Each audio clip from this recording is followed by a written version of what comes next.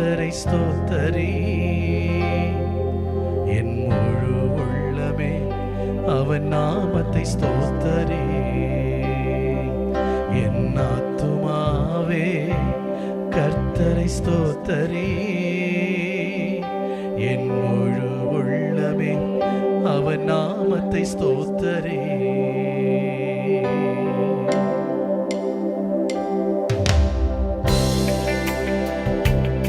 எத்தனை பேர் என் கூட சேர்ந்து அவர் செய்த சகல உபகாரங்கள் மறவாதே, ஒரு நாளும் மறவாதே.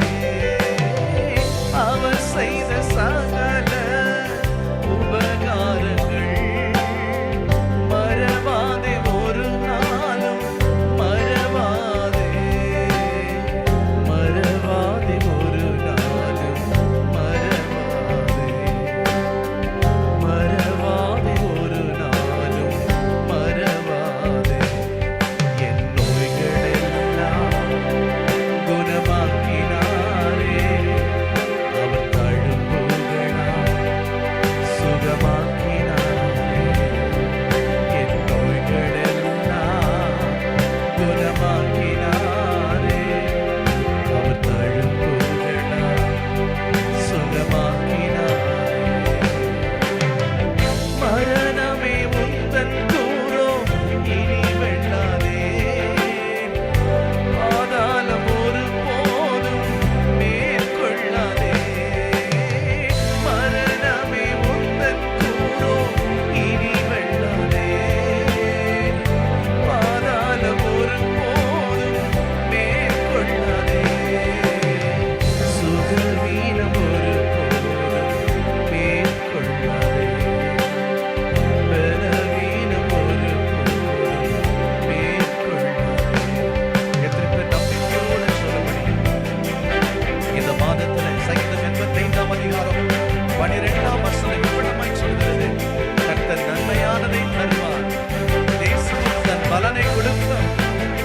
அவர் நன்மை செய்கிறவராய் 2000 ஆண்டுகளுக்கு முன்பாய் சுற்றி திரிந்த அதே இயேசு மாறாதவராக, நேற்றும் இன்றும் என்றும் மாறாதவராக, இன்றைக்கும் நமக்காய் நன்மை செய்கிறவராய், நமக்காய் தேவனுடைய வலது பரிசத்திலே அமர்ந்து பரிந்து பேசுகிறவராய், எல்லாவற்றையும் எல்லாவற்றால் நிரப்புகிற நிறைவாகிய கிறிஸ்து தம்முடைய ஐஸ்வரியத்தினாலே தம்முடைய குறைவுகளை நிறைவாக்குகிற தெய்வம். ஓ thank you God. எத்தனை பேர் சொல்ல முடியும்? மேற்குக்கும் கிழக்குக்கும் தூரம் போல பாவங்களை என்னை விட்டு விலக்கினாரே.